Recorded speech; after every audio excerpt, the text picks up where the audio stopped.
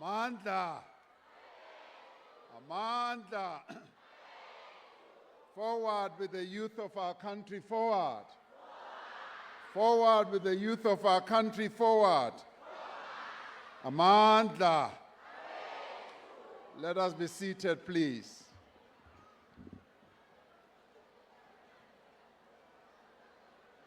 Program directors, Minister for Women, Youth, and Persons with Disabilities, Minister Sindisiwe Chikunga,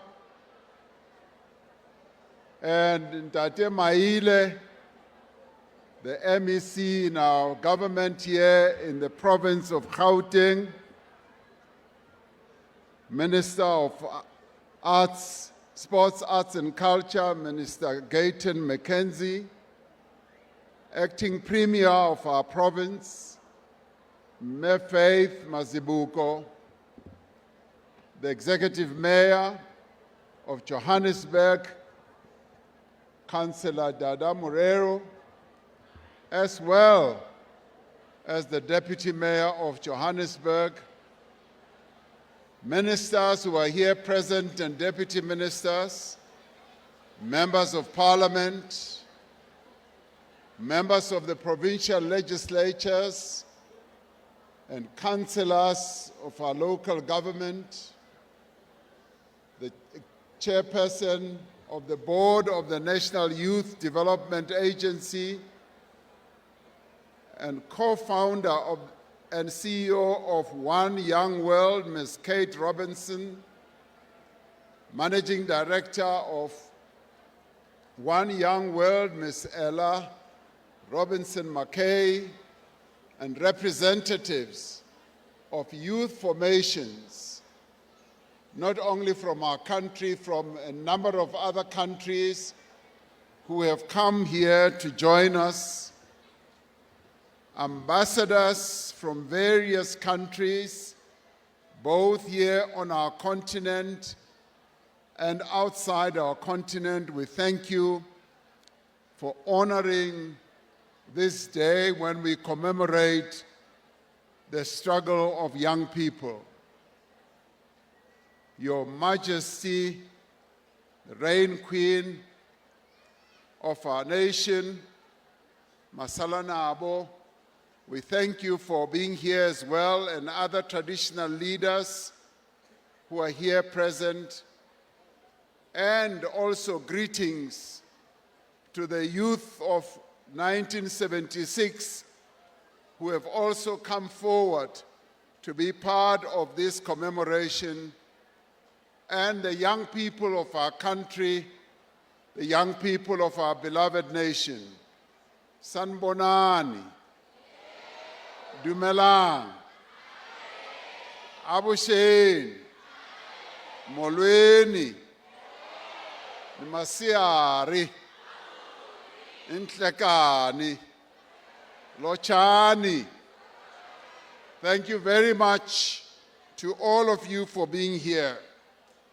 Today is a very special day to many people around our country, but more especially to those who were present and who are still here amongst us on June 16, 1976.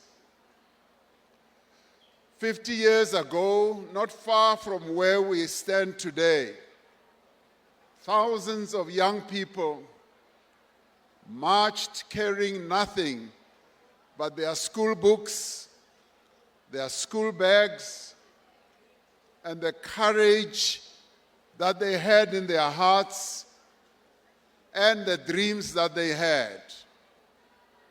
These young people faced bullets with bare hands. They confronted injustice with extraordinary bravery. And through their sacrifice, they changed the course of our country's history. On June the 16th, the children of Soweto walked out of their classrooms and into history.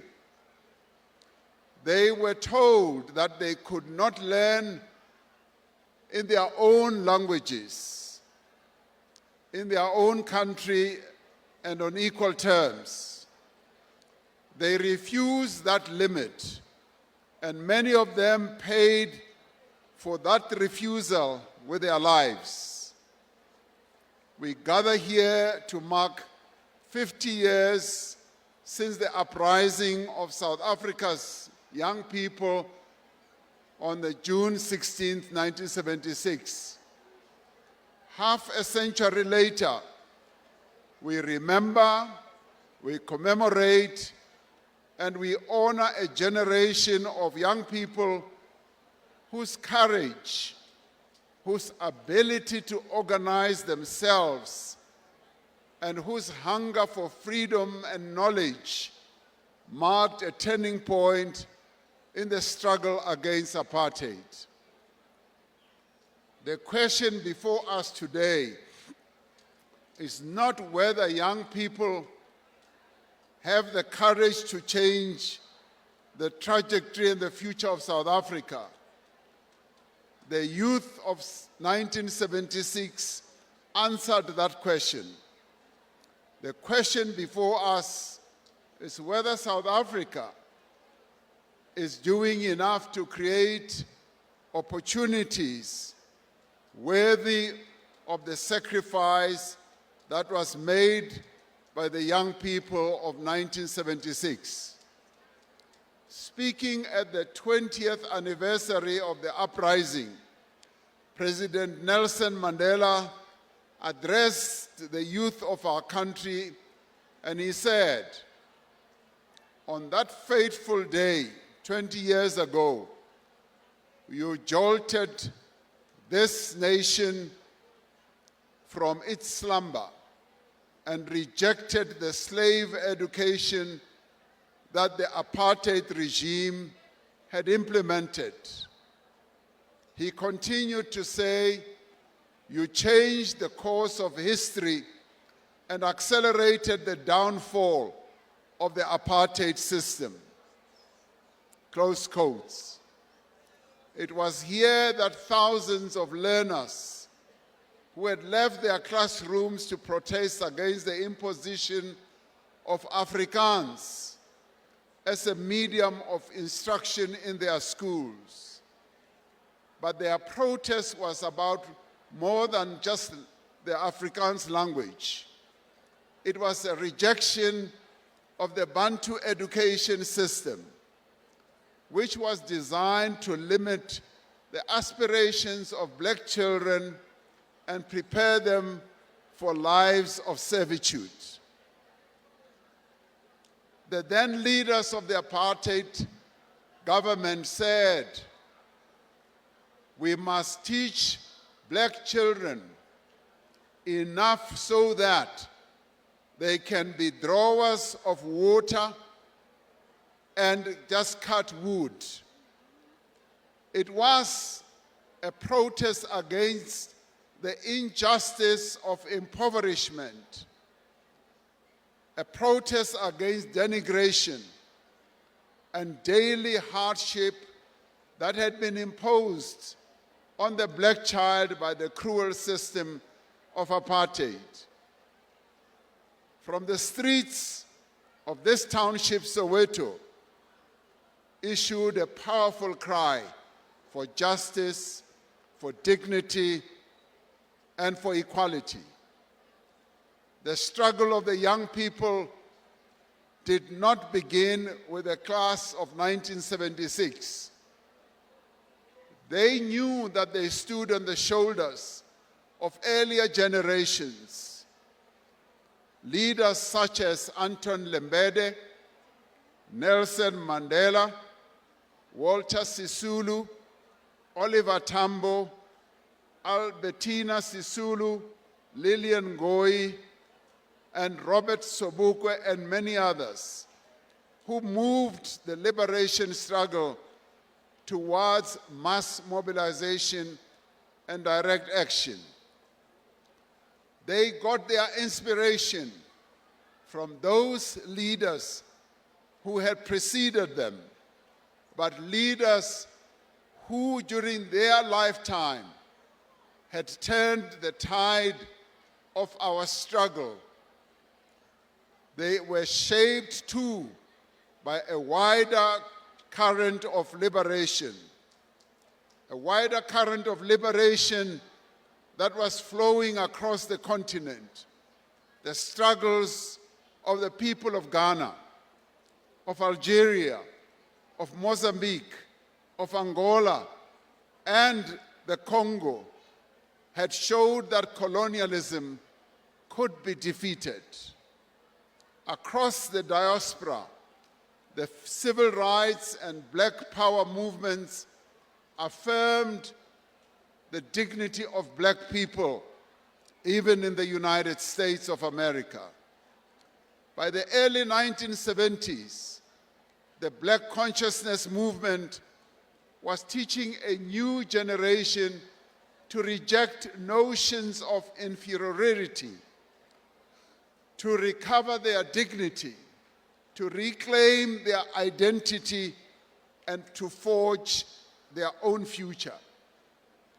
By the time the learners of 1976 took to the streets, they were part of a powerful river of youth resistance. Many students were killed in the streets of Soweto and a number of other townships. Many young people were injured. They were detained and they were forced into exile. The image of Mbuyisa Makubu carrying Hector Peterson in his arms with his sister Antoinette Sithole running alongside conveyed to the world the brutality of apartheid. Their contribution belongs in the center of our national memory. The young people of 1976 did not stand alone. They were supported by their parents, their teachers, by health workers, by religious leaders, by business leaders in their townships, and many other community structures. They were supported by leaders such as Mama Albertina Sisulu, Mama Winnie Madikizela Mandela, the Black Parents Association, and the Soweto Committee of 10. We remember in particular the mothers who searched for their children, the mothers who mourned, and the women who expressed the pain of the nation when apartheid expected them to be silent. The uprising in Soweto did not just remain there. It spread to a number of other townships, to Alexandra, to Tembisa, to Kwatema, and later to Langa, Guguletu, and Nyanga, and various other townships across the country, giving new momentum to the struggle against apartheid. The cries of these young people reverberated across the world, galvanizing the international community to condemn and isolate apartheid South Africa. This year, Youth Day takes place at the intersection of important milestones of our freedom. In addition to the 50th anniversary of the Soweto uprising, we also mark 70 years since the Women's March of 1956, when 20,000 women, the mothers of our nation, marched on the Union buildings and stood in silence for 30 minutes, not moving, not speaking, expressing their rejection of the instruction that they should carry passes But they were doing much more than that. They were rejecting the system of apartheid. And through their action, they galvanized the struggle against apartheid. We also commemorate the adoption of our Constitution in 1976, 30 years of constitutional democracy in our country. Together, these milestones remind us that freedom was built across generations by the women who resisted the past laws, by the young people who rose against Bantu education, and by a constitution that reflects the views and the aspirations of all the people of South Africa. Now, as we mark the 50th anniversary of the Soweto uprising, we are called upon to ensure that freedom lives in every generation and to reflect honestly on the work that must still be done so that freedom is felt in the lives of every young person today. The South Africa of today is not the South Africa of 1976. We are no longer governed by laws that decide what a black child may learn, where they may live, what work they may do, and what future they may imagine. That change had not come by chance. It was won through struggle,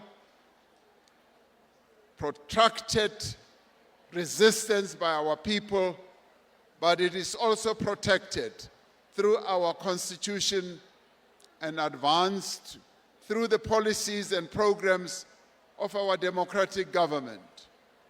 The youth of 1976 were not the last generation to organize for change. We remember young freedom fighters such as Solomon Mahlangu, the Craddock Four, and also Nokuthula Simelane, and the youth and the student formations that helped to make apartheid ungovernable. In the democratic era, that same spirit continued through the young people advocating for roads must fall and fees must fall movements. And because of these generations of struggle, South Africa has changed fundamentally. The Constitution of our country guarantees the right to basic education. This right did not exist under apartheid. Through legislation such as the South African Schools Act and the Higher Education Act, we dismantled the legal architecture of apartheid education and began building a system founded on equality, access, and redress. Since 1994, access to schooling has been significantly expanded. Today, we have schools where children and their families no longer have to pay fees to go to school, particularly to children from poor households. Under apartheid, every household that took a child to school had to pay big fees to have their children go to school. Today, that has been eliminated. The school nutrition program in our country feeds more than 9 million learners every day of the week. And this does not happen in many other countries that I know of. Only here in South Africa, because of the struggles that were waged by the youth of 1976. And today, therefore, we thank those young people for standing up for the rights that our young learners now enjoy today. So therefore, the youth of 76 must be applauded and recognized for their struggles. Last year, South Africa recorded the highest matric pass rate in our country's history, with more than 2/3 of bachelor passes coming from schools in disadvantaged communities, schools in our townships, schools in our rural areas have demonstrated that, yes, when given the opportunity, they too can raise their education level to a much higher status. We have opened the doors of post-school education and training. This year, the National Student Financial Aid Scheme, NSFAS, approved funding for more than 1 million students at universities and colleges. This is unprecedented and a very historic moment in assisting young people in our country to get their education. Today, our country produces 4 times the number of African graduates than it did in 1994. These are doctors, they are learners, they are engineers, they are nurses, they are scientists, they are entrepreneurs, and they are leaders of our country in many fields and endeavors. Young people are taking their place also in public leadership. Today, more than 80 members of our National Assembly are aged 40 or younger. And today we even have a 22-year-old member of parliament, and that in itself is a great advancement for our democracy. These gains show that democracy has opened doors that apartheid had deliberately closed.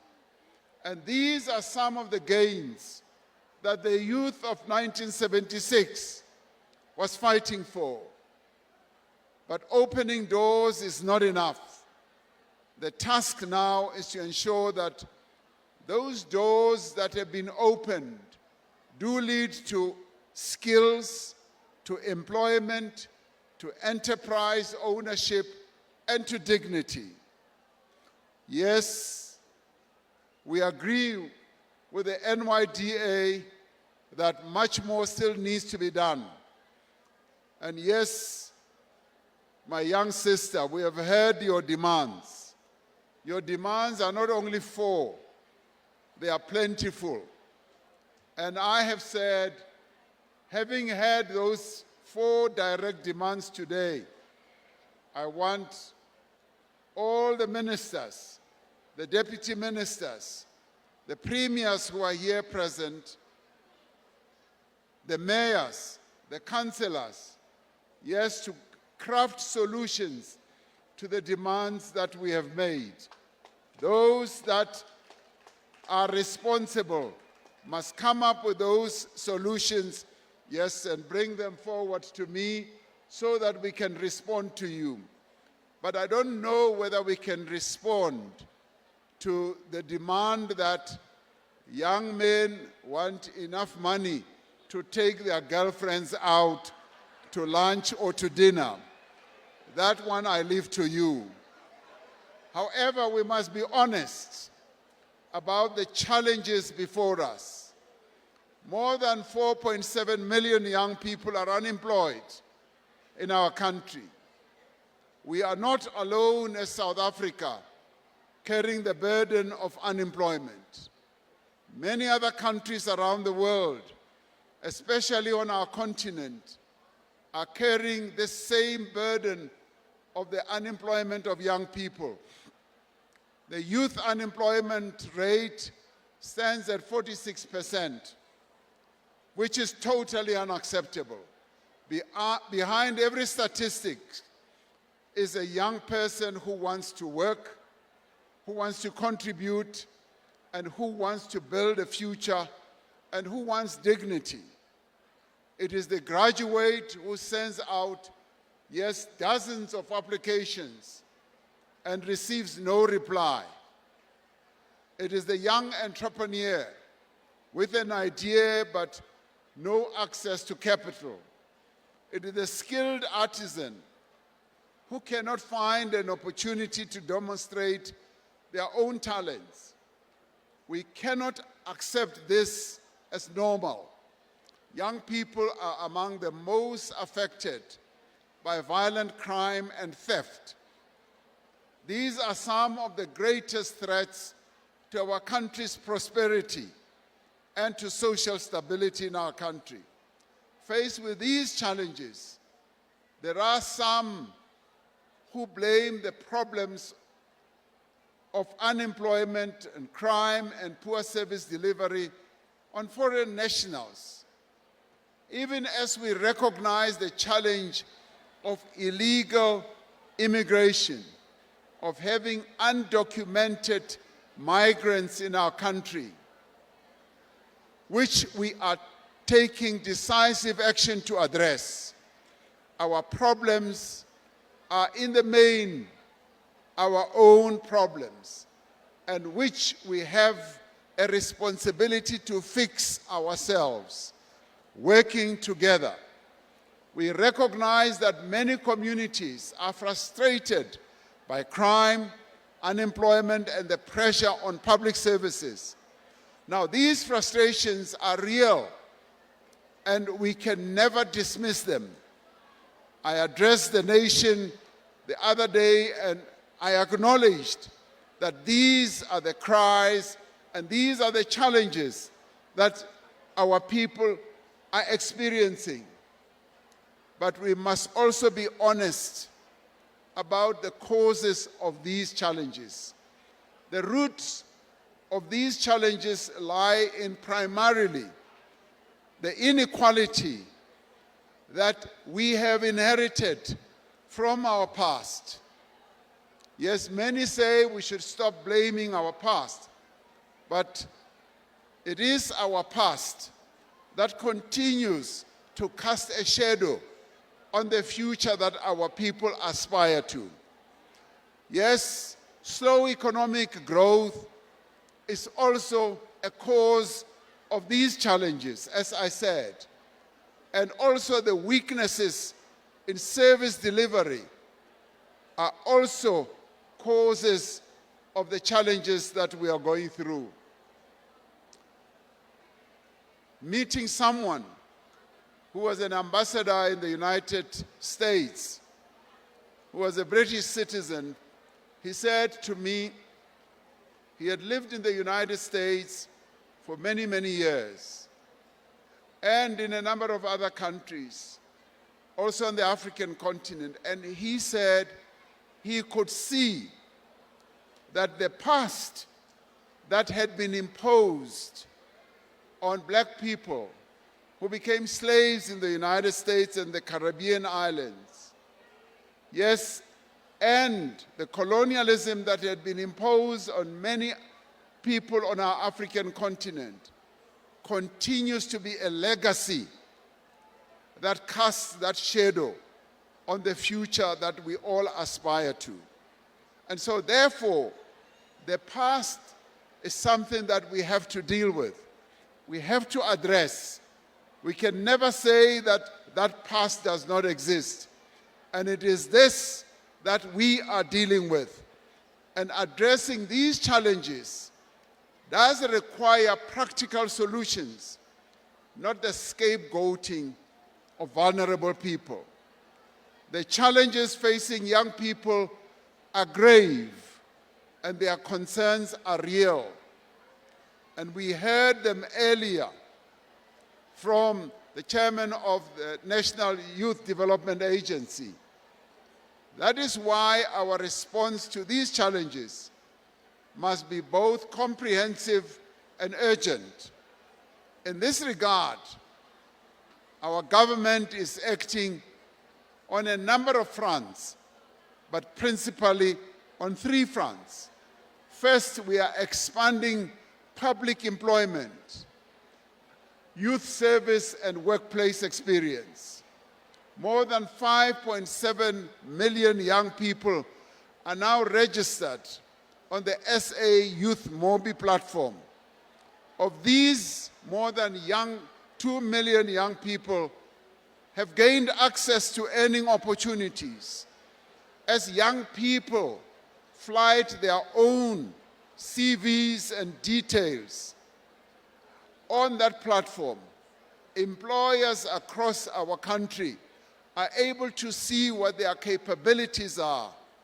And as we speak today, more than 2 million of them have been able to access earning opportunities that are advancing their lives.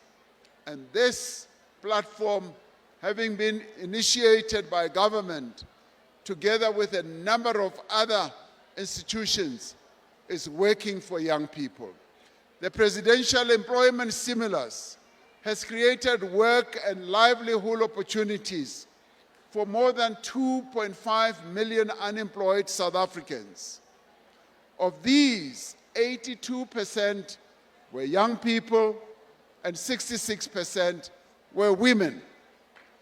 Now, that is important, and this talks to the development that is taking place.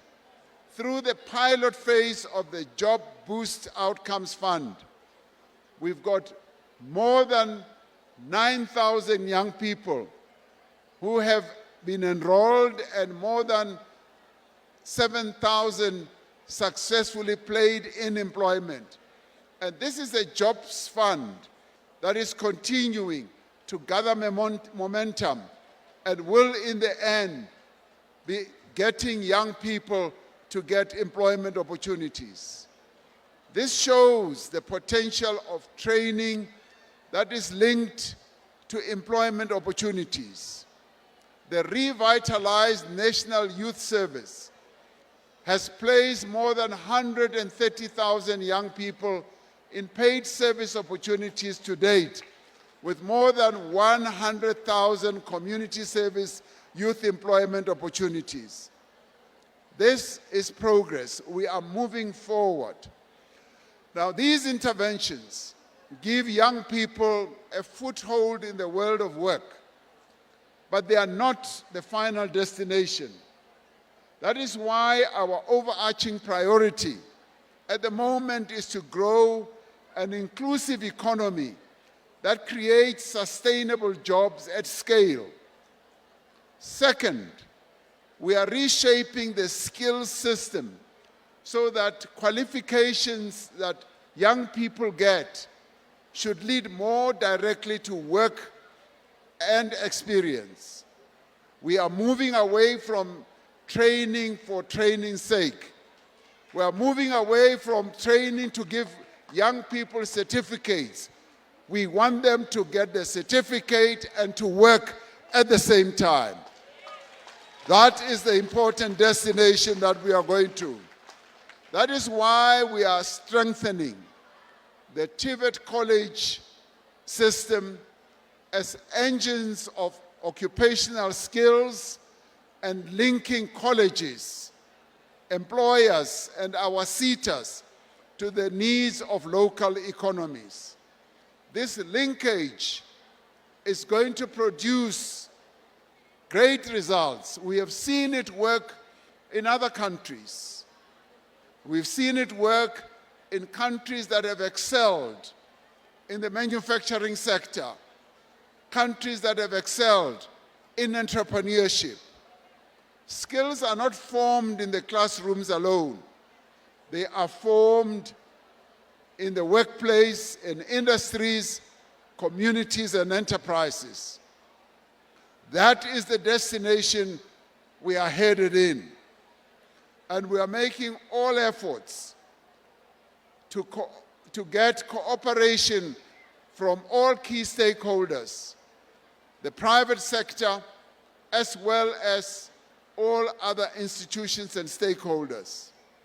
Third, we are opening the productive economy to young people. Over the next 3 years, the state is investing 1 trillion rand in infrastructure, which is unprecedented in the history of our country, where we are going to be improving the infrastructure of our country by leaps and bounds. We are building and maintaining the roads in our country, building our dams, our schools, our hospitals, our clinics, our electricity lines, railway lines, and port infrastructure. This investment will create apprenticeships, artisan development, skills transfer, enterprise development for young people. Our growth strategy is essentially focused on sectors that create jobs at scale, in the manufacturing sector, in the mining sector, in the digital infrastructure, in agriculture, in the green industrialization, in energy, in logistics, in critical minerals, in tourism, and the creative economy. Young people must be an integral part of all these industries. And yes, as I go around visiting many industries, as I go around visiting many factories, I'm always impressed by finding young people at the head of a number of those industries, where in the past you would just find old white people operating to the exclusion of women, both black and white, to the exclusion of young people. Today, you find that young people, both men and women, are leading in those type of manufacturing and industrial settings. Now, we want young people to be trained for these industries, to work in them, to build businesses in those industries, and to own a part of them. The small business portfolio will provide support to 1 million micro, small, and medium-sized enterprises over this term of government. And that in itself is a phenomenal advance that we must all welcome, that young people are now being put in the forefront of entrepreneurship. The Public Procurement Act gives us also the opportunity to use the buying power of the state to support enterprises that are owned by young people, that are owned by women, that are owned by persons with disabilities. These preferences are going to allow us to develop the skill base of young people, empower the women of our country, and give great opportunities to people with disabilities. Unemployment must be seen as a societal problem. As correctly said earlier, it is not the problem of government alone. Yes, this is a problem that keeps me awake at night. This keeps my ministers awake.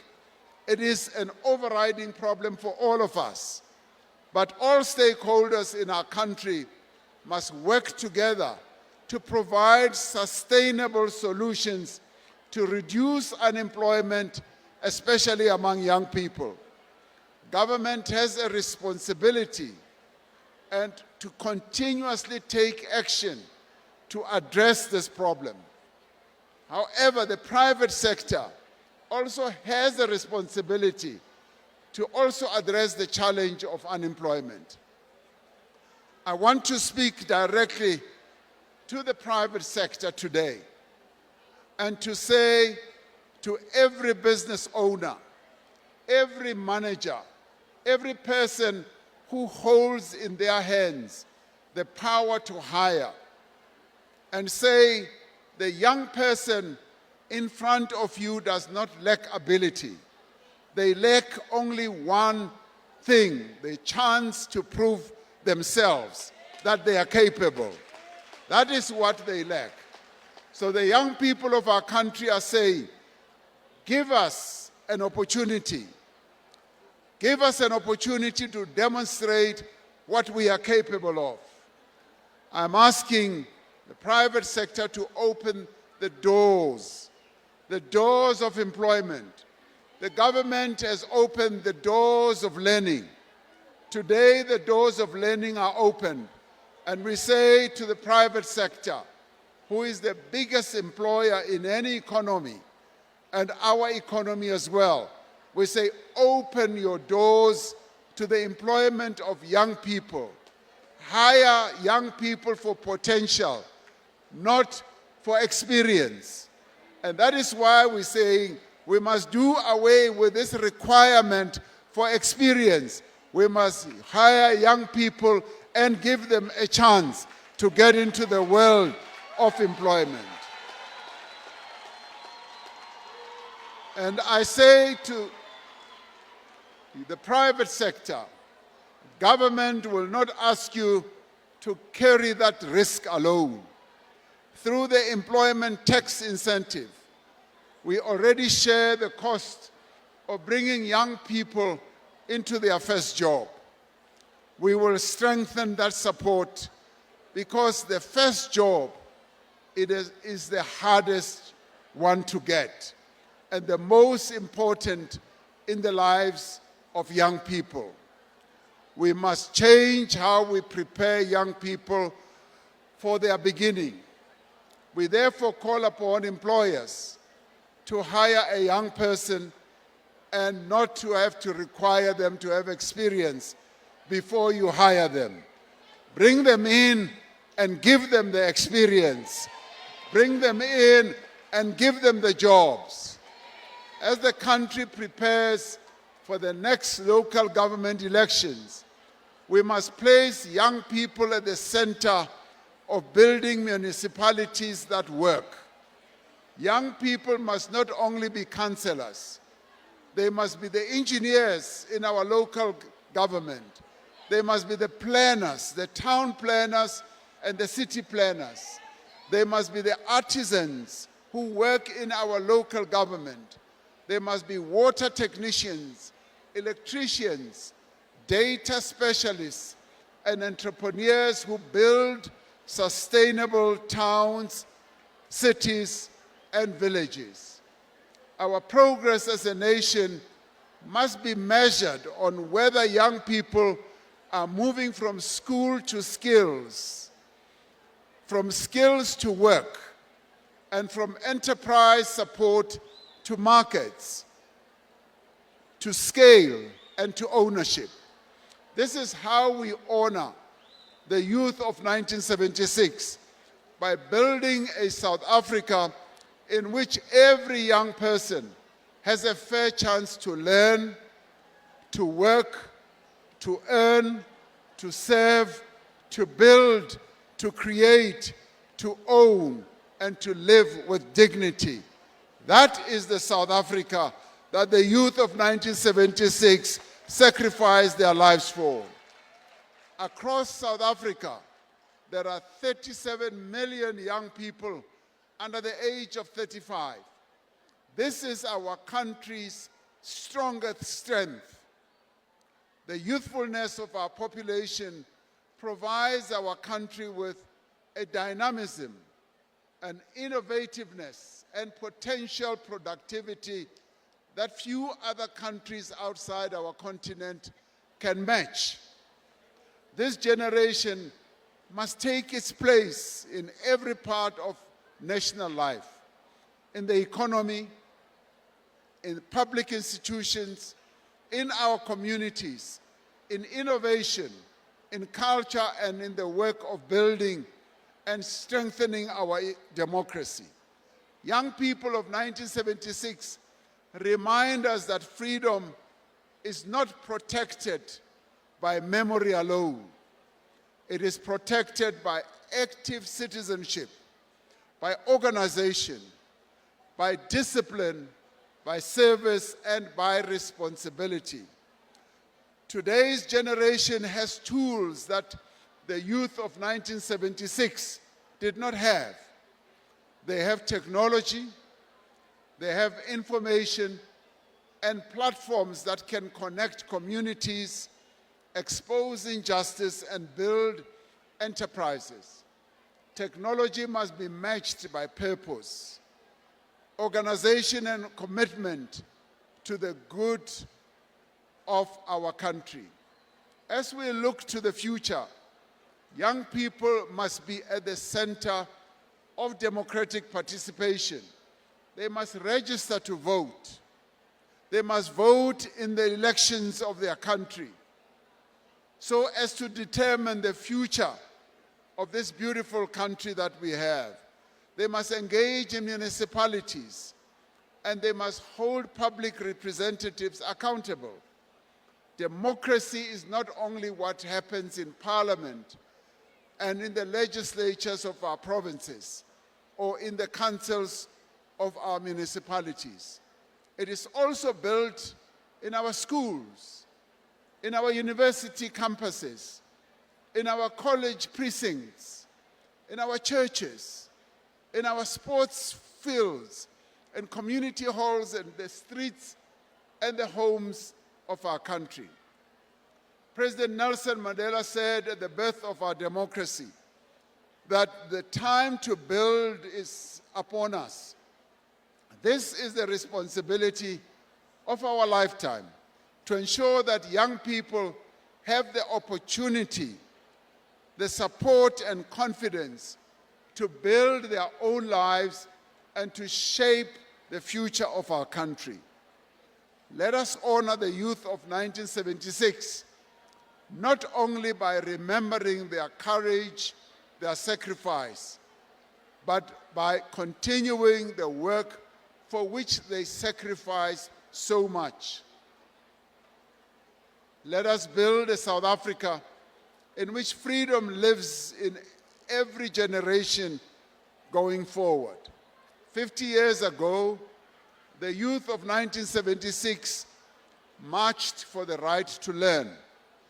They faced down bullets, armed with nothing but the conviction that their minds mattered.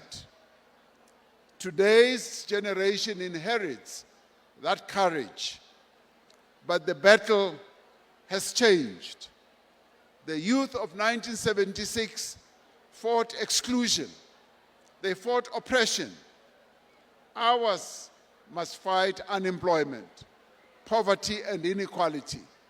Theirs was the struggle to enter the classroom. Ours is the struggle to ensure that what begins in the classroom does not end in the unemployment queues. Just as they refuse the limits imposed upon them, we too must refuse a future of diminished possibilities. So therefore, we are called upon to build and to craft a South Africa where every young person can realize their potential. So we must build a future. We must build a South Africa in which freedom lives continuously in the hearts of all South Africans. So let us honor the youth of 1976, not only in words, but in deeds. And that is why the demands that have been put forward must be actualized and they must be addressed. So let us build a South Africa where every young person can, as we implement the aspirations of our young people, can realize their potential, where opportunity is not the privilege of a few, but the birthright of all. A South Africa in which freedom lives anew in every generation.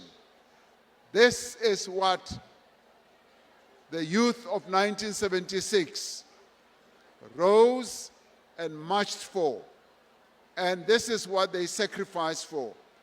Let us help to realize the dreams that they had.